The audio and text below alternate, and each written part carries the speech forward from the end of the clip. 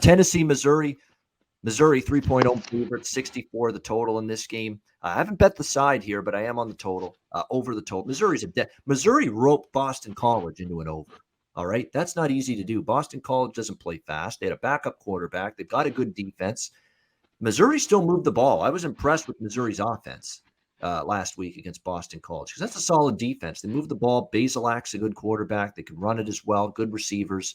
And their offense has been good every week, Missouri. But, man, that defense sucks. It is not good, that Missouri defense whatsoever. They continue to struggle to get stops. I don't know where Eli Drinkwitz can turn to fix that defense. It's just giving up big plays every week. And, look, Tennessee's offense shut down. Hendon Hooker kind of struggled last week against Florida. He's going to find it much easier to move the ball. Struggle. Yeah. Horrible in the second half. He was. It was rough. But look, this ain't Florida's defense now. It's the Missouri defense, Conor, that's been giving it up every single week. I mean, you look at the numbers, 41, 35 to Kentucky, 41 to Boston College. They've just, and 24 at home to Central Michigan. You know, they gave up points and yards in that game as well. You know, I think it's a good bounce back game for Tennessee's offense.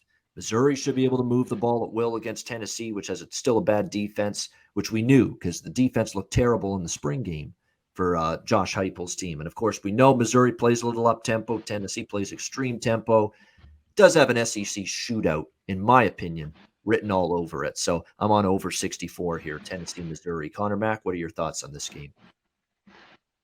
Yeah, I want nothing to do with this one. I lean Missouri a little bit, but I don't love the defense and laying 3 points. I think it's right there.